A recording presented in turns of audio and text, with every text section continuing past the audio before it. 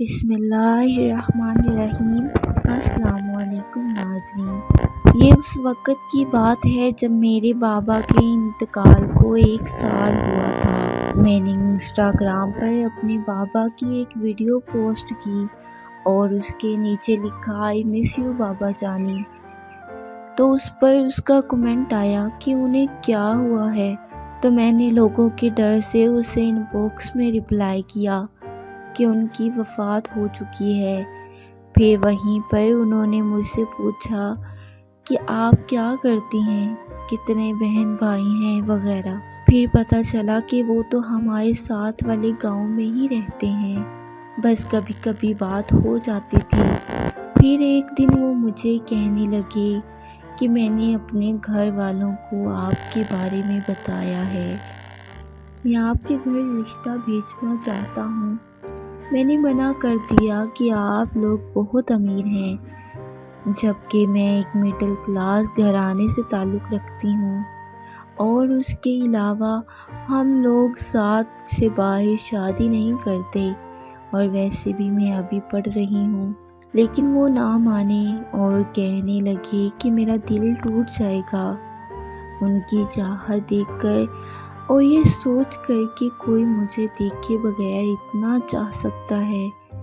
میں مان گئی، لیکن میں نے کہا کہ آپ 1 سال بعد میرے گھر رشتہ بھیجنا، تب تک میری پڑھائی پوری ہو جائے گی۔ پھر ہم دونوں میں بات چیت بڑھ گئی۔ انہوں نے کہا کہ میرے گھر والے آپ کو دیکھنا چاہتے ہیں، تو آپ مجھے اپنی کچھ تصاویر بھیج دیں۔ وہ کہتے کہ آپ میرے گھر والوں کو بہت پسند آئی ہیں۔ میں ان سے بہت محبت کرنے لگی تھی، حالانکہ ہم نے حقیقت میں ایک دوسرے کو دیکھا نہیں تھا۔ وقت گزرتا رہا اور میں نے رشتہ بھیجنے کو کہا تو کہنے لگے کہ میرے گھر والے 7 سے باہر شادی کے لیے نہیں مان رہے۔ میں نے کہا کہ پہلے تو آپ کے گھر والے رضامند تھے۔ کہتے نہیں، میں نے انہیں نہیں بتایا کہ آپ کی ذات اور ہے، لیکن میں کوشش کر رہا ہوں۔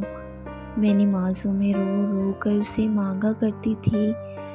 ایک دن اچانک سے اس کا میسج آیا کہ مجھے معاف کر دو، مجھے بھول جاؤ، میرے گھر والے نہیں مان رہے۔ میں جس کی وجہ سے اپنے گھر والوں سے لڑ رہی تھی، وہ مجھے ایسے بول رہا تھا۔ میں کال پر بہت روئی، لیکن اس نے کہا کہ میں ہاتھ جوڑتا ہوں، مجھے بھول جاؤ، اور کال کاٹ دی۔ میں بہت بیمار ہو گئی۔ میری دوست نے اسے بتایا کہ وہ بہت بیمار ہے، تو کہنے لگا کہ وہ خود اپنے اس حال کی ذمہ دار ہے۔ اس نے مجھے اپنی ضد بنایا ہوا ہے۔ اسے کہو کہ مرنا ہے تو مر جائے، مجھے کوئی فرق نہیں پڑتا۔ میرے گھر والے نہیں مانتے تو میں کیا کروں؟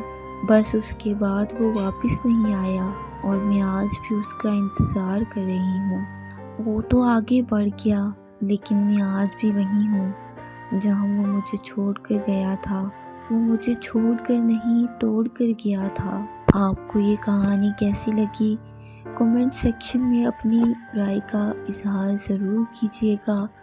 مزید ایسی ہی سچی اور سبق آموز کہانیوں کے لیے ہمارے چینل کو سبسکرائب کر لیجیے گا۔ اپنا بہت سارا خیال رکھیے گا۔ اللہ نگہبان۔